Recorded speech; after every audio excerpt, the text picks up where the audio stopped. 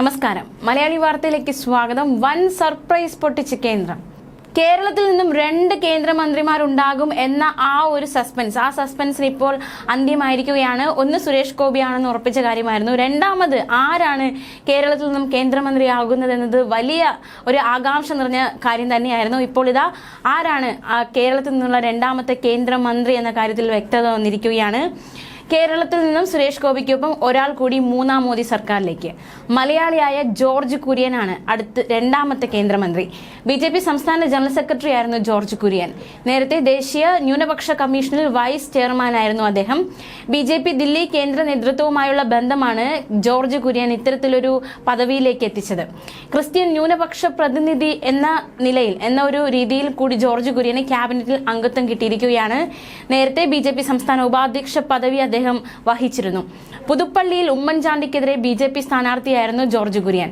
യുവമോർച്ച മുതൽ BJPയിൽ പ്രവർത്തിച്ചു വരികയായിരുന്ന വ്യക്തി. ചാനൽ ചർച്ചകളിലൂടെ മലയാളികൾക്ക് വളരെയധികം പരിചിതനായ ഒരു വ്യക്തിയാണ് ജോർജ് കുര്യൻ. ജോർജ് കുര്യൻ ഇപ്പോൾ ഡൽഹിയിലാണ്. പാർട്ടിയുടെ ന്യൂനപക്ഷ മുഖമായി ഇപ്പോൾ ജോർജ് കുര്യൻ മാറിയിരിക്കുകയാണ്.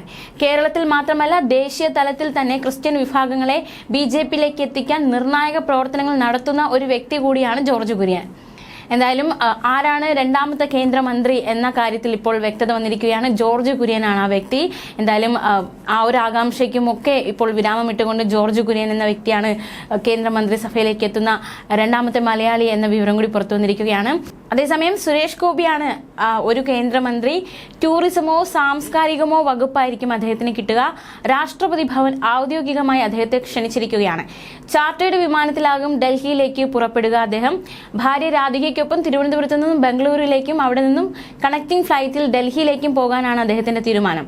മക്കളടക്കം കൊച്ചിയിൽ നിന്നും ദില്ലിയിലേക്ക് പോകും. കേന്ദ്ര ക്യാബിനറ്റ് മന്ത്രിയായാൽ സിനിമകൾ മുടങ്ങുമോ എന്ന ആശങ്ക കാരണം സുരേഷ് ഗോപി മന്ത്രി പദവി ഏറ്റെടുത്തേക്കില്ല എന്ന തരത്തിലൊക്കെ വാർത്തകൾ വന്നതാണ്. പക്ഷെ ആ ഒരു അഭ്യൂഹങ്ങൾക്കൊക്കെ വിരാമം വന്നിരിക്കുകയാണ്. 4 സിനിമകൾക്കായി ഇതിനോടകം തന്നെ അദ്ദേഹം കരാറിൽ ഏർപ്പെട്ടിരുന്നു. JSK, ഒറ്റക്കൊമ്പൻ, മമ്മൂട്ടി കമ്പനിയുടെ ചിത്രം തുടങ്ങിയവയാണ് സുരേഷ് ഗോപിയുടെ അടുത്തതായി വരാനിരിക്കുന്ന ചിത്രങ്ങൾ. 2 വർഷത്തേക്ക് സിനിമകളിൽ അഭിനയിക്കാൻ കരാർ ഒപ്പിട്ടെന്നും അതിന് കേന്ദ്രമന്ത്രി സ്ഥാനം തടസ്സമാകുമോ എന്ന ആശങ്കയും സുരേഷ് ഗോപി പാർട്ടി നേതൃത്വത്തെ നേരത്തെയും അറിയിച്ചതാണ്. എന്നാൽ മന്ത്രി പദവി ഏറ്റെടുക്കാൻ സുരേഷ് ഗോപിക്ക് മേൽ BJP കേന്ദ്ര നേതൃത്വം ശക്തമായ സമ്മർദ്ദം ചെലുത്തുകയായിരുന്നു. കേരളത്തിൽ ഒരു സീറ്റെന്ന BJPയുടെ പതിറ്റാണ്ടുകളായുള്ള സ്വപ്നം പൂർത്തീകരിച്ച സുരേഷ് ഗോപിയെ ക്യാബിനറ്റിൽ ഉൾപ്പെടുത്തുന്നതിൽ പ്രധാനമന്ത്രിയും പ്രത്യേക താല്പര്യമാണ് എടുത്തത്.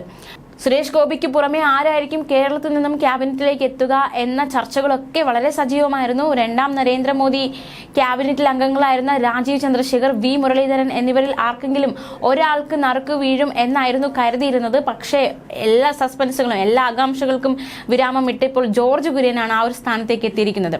ഇതിനു പുറമെ BJP സംസ്ഥാന ജനറൽ സെക്രട്ടറി ജോർജ് കുര്യന്റെ പേരും ഉയർന്നിരുന്നു. പക്ഷേ മറ്റ് 2 പേർക്ക് മുൻതൂക്കമുണ്ട് എന്നാണ് കരുതിയിരുന്നത്. പക്ഷേ ജോർജ് കുര്യനാണ് ആ ഒരു പദവി ഇപ്പോൾ കൈവന്നിരിക്കുന്നത്.